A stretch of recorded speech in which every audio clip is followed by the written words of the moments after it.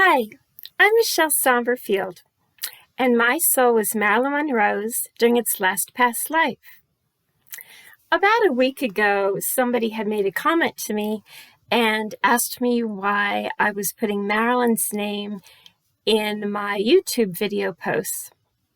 And I understand I hadn't really been talking about reincarnation lately. I was reading a lot of poetry and just chit-chatting and wasn't talking about my book. But I did write this book called Marilyn, Not Just Another Girl, The Myth About Sleeping in the Nude. And the purpose of this book was to talk about my life, but also to discuss my previous lifetimes. I remember 15 past lives, and one of them was Marilyn's. I wanted people to know how I really died during my last past life and some of the things that really went through my mind as I was living that lifetime. And I wanted people to know where Marilyn's soul ended up and what I'm doing now. Because karma, moving forward, learning lessons, progressing, that's what reincarnation is about. It's not about just dwelling on any particular lifetime. In this book, I do talk about multiple past lives. They're kind of sprinkled throughout the book. So I want to say that I in no way look at myself as just an offshoot or carbon copy of my last previous lifetime. I am the culmination of all of my reincarnations, or incarnations, I should say, put together, plus the influences from my current lifetime. But I wanted to explain that I'd kind of gotten derailed and was talking about other things lately because this current lifetime and appreciation for art, which poetry is part of, I think is important. But I also wanted to say that this is the reason why I have Marilyn's name in the heading of a lot of my videos. Not all of them, but a lot of them. Also, there's a point in my book, I have some pictures in my book. None of them are Marilyn, and none of them are sexy pictures or anything like that. They're just very average pictures, but I do have a picture in my book of some dolls I had when I was a child, and it's probably hard to see here, but they looked an awful lot like this doll, who I just adopted off of eBay from a lovely lady named Mary. My dolls from childhood, who I put in this book, have faces like this one.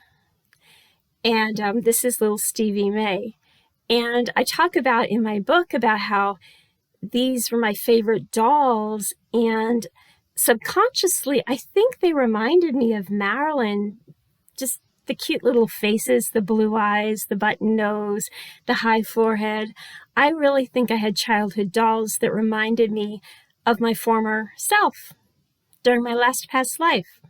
So if I seem kind of funny, talking about certain things during some of my videos, probably anybody who's followed all of my videos and read my book understands where I'm coming from.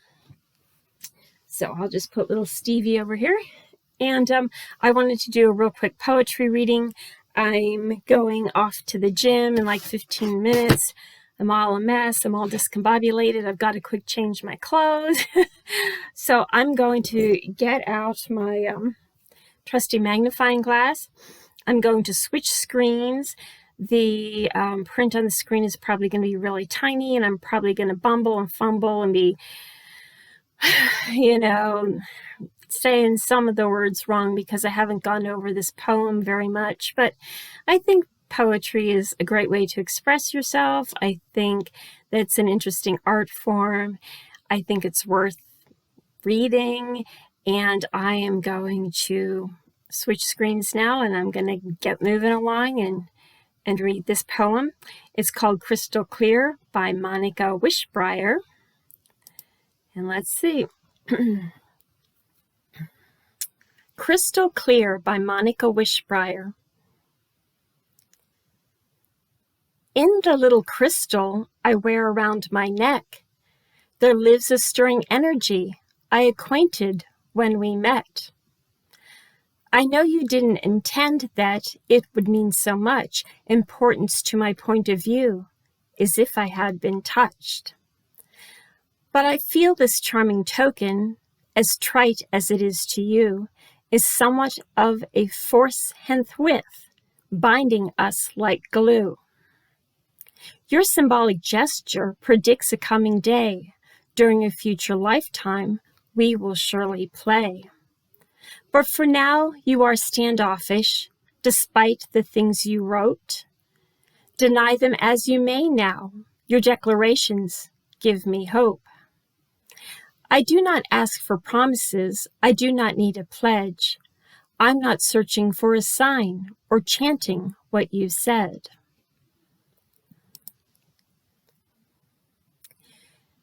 You have the right to move on, escape and live your life, and I will enjoy the erotic pain of living on that knife.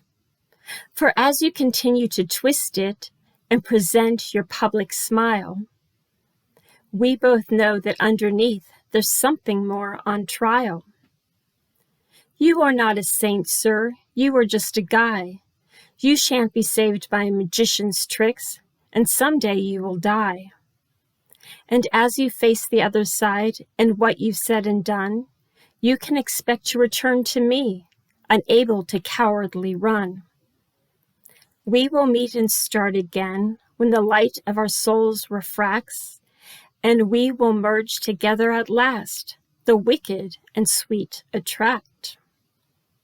Perhaps it seems so pointless to care about this now, yet somehow it is significant, almost as if a vow.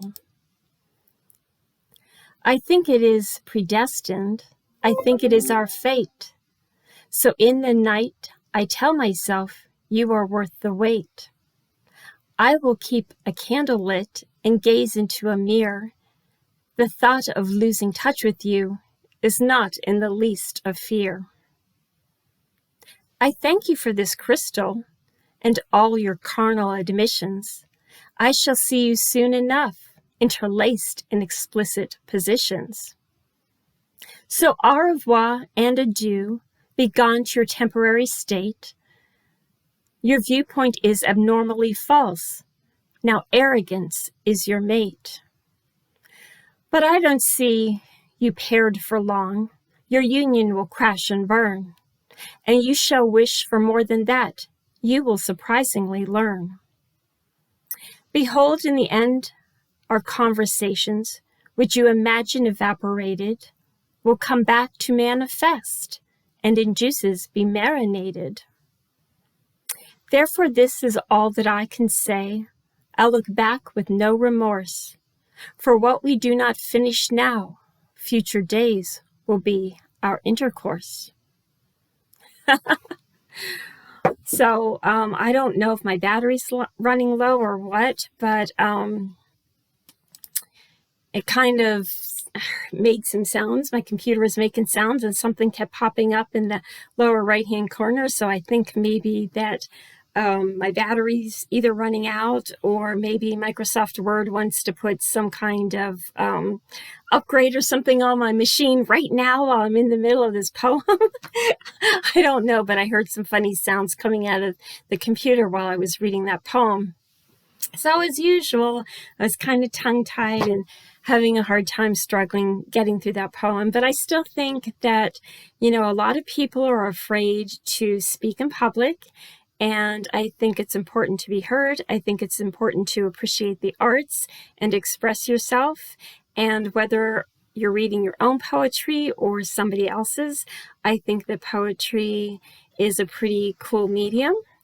And I just wanted to say happy Friday and cheers to a wonderful weekend ahead. And yay, it was sunny today here. We've had a mild winter. What could be better, right? I'll get you some candy after the video. She doesn't drink. She's underage. Actually, she might be as old as I am. She's vintage. She just looks better.